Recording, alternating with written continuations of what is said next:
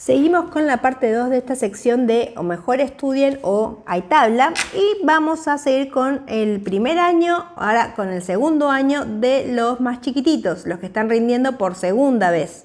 ¿Sí? Entonces, ya se tienen que saber, dijimos, los colores primarios, los colores secundarios, eso ya lo sabemos. Nosotros hicimos el círculo cromático, ¿sí? Yo voy a ir poniendo imágenes por acá para que vayan recordando el círculo cromático. Y dijimos que en el círculo cromático hay colores que se enfrentan. Está un color y enfrente tengo otro color. Esos colores que están enfrentados entre sí son los colores complementarios, ¿sí? Entonces, ¿para qué me sirven esos colores complementarios? Para hacer que el color, ¿sí? Se vea un poquito más apagado, ¿sí? Entonces, nosotros tenemos el color, por ejemplo, el azul, ¿sí? Es un color saturado porque está puro, es un color que estamos usando nosotros, los colores saturados. Y si le agrego su complementario, que en este caso el azul tiene como vecino de enfrente al naranja, ¿sí? Entonces, si yo al azul le pongo una pizquita de naranja, lo que va a pasar es que ese color azul se va a ver más impuro, ¿sí?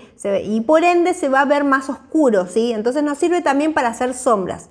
Si yo estoy pintando algo de amarillo y quiero que ese amarillo deje de estar tan brillante y pase a verse un poco menos brillante, o sea que deje de estar puro, lo tengo que contaminar de alguna manera con el violeta, ¿sí? Entonces le pongo un poquito de violeta al amarillo y lo que va a pasar es que el amarillo se va a ver más apagado el color, ¿sí? Entonces eso significa que se está desaturando el color y al desaturarse visualmente se ve un poquito más oscuro y nos sirve para hacer sombras. Entonces en vez de poner al amarillo, en vez de ponerle negro, le pongo un color complementario, ¿sí? Entonces una forma de desaturar el color, es decir, de volverlo impuro o de apagarlo un poco, es poniendo su complementario, ¿sí? Otra forma de desaturar el color, es decir, que se vuelva más impuro, que deje de estar brillante, es poniéndole blanco o negro, o sea, grises, poniéndole grises a ese color y también el color se va a desaturar, ¿sí? Entonces, tenemos que acordarnos eso cuando pensamos en los colores complementarios, ¿sí? Y si yo pongo un color complementario al lado del otro, ¿sí? Entonces pongo, por ejemplo, letras azules y el fondo naranja, lo que va a pasar es que voy a generar mucho contraste visual, ¿sí? Entonces me sirve para hacer carteles o para hacer algo que quiera llamar la atención. Pongo colores complementarios uno al lado del otro, ¿sí? Y si los encimo se van a apagar, ya no van a llamar tanto la atención porque se van a desaturar entre sí, ¿sí? Otra cosa que tienen que saber, que esa saturación o la brillantez que tiene ese color es una característica del color, ¿sí? Entonces yo puedo decir, bueno, mis características son que tengo el pelo castaño, que mido 1,60 m, ¿sí? 65, soy alta, soy baja, bueno, todas esas son características de una persona. Entonces yo puedo poner características o propiedades a ese color, ¿sí? Entonces una de esas es que el color puede ser puro o impuro, es decir, puede ser saturado o desaturado, ¿sí? Esa es una propiedad del color, la saturación, ¿sí? Otra propiedad del color es que sea más clarito o más oscuro. Entonces, el color puede tener valores, el valor es la cantidad de luz que tiene un color, ¿sí? Entonces, el valor de un color puede ser más claro, más alto o más bajo, más oscuro, ¿sí? Entonces, el valor es la siguiente propiedad de ese color. Tenemos el valor, la saturación y nos falta el matiz. El color puede tener distintos matices. Entonces yo puedo tener el naranja y puedo tener otros tonos o matices de naranja. Entonces puedo tener un naranja más amarillento, ¿sí? O un naranja más rojizo, por ejemplo, ¿sí? Entonces, esas variaciones de naranja son diferentes tonos o matices, ¿sí? Esa es la otra característica o propiedad del color. Entonces tenemos matiz, la saturación y el valor, ¿sí? El matiz hace referencia al color en sí, la saturación hace referencia a qué tan puro es y el valor hace referencia a qué tanta luz o tanta sombra tiene ese color, ¿sí?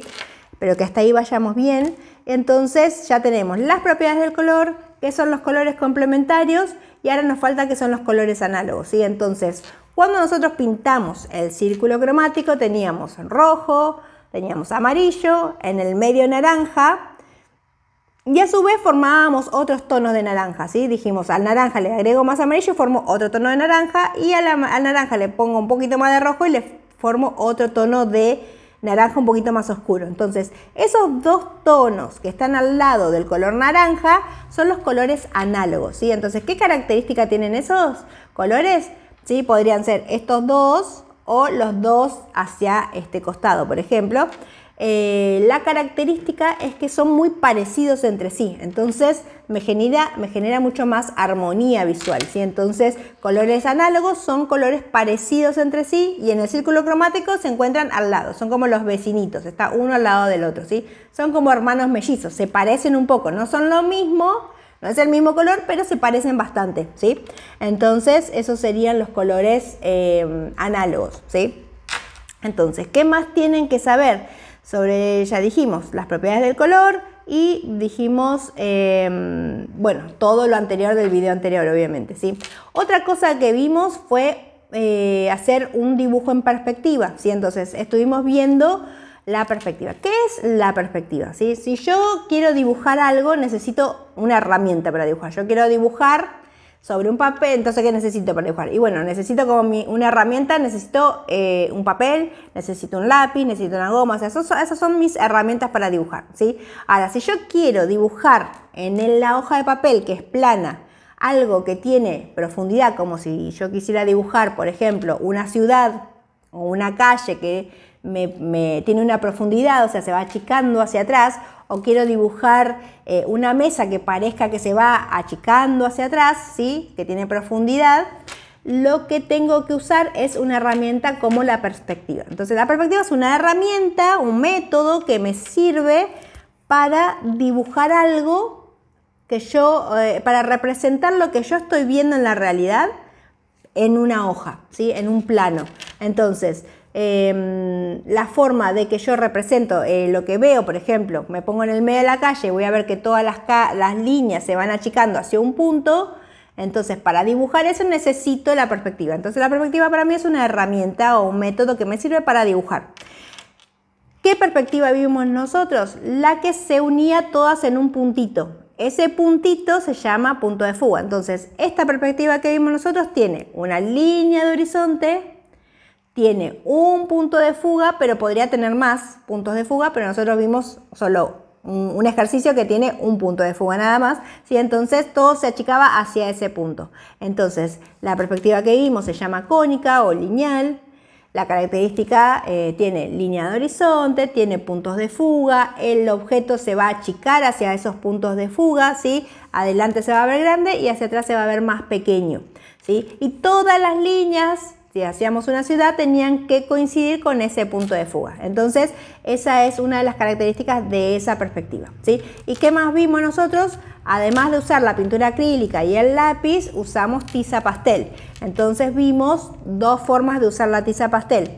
Una de forma directa, agarro la tiza pastel, la pongo sobre mi dibujo y empiezo a estirar con el dedo, ¿sí? Esa es la forma más directa de usarlo, es una de las técnicas de la tiza pastel. Y la otra técnica es poner en un papel aparte una mancha de tiza y agarro mi dedo o un pincel, ¿sí? Y lo que hago es manchar mi dedo y pasar sobre el dibujo. Entonces, si yo quiero tonos fuertes y más saturados, voy a poner la tiza con la técnica directa sobre el dibujo directamente y estiro.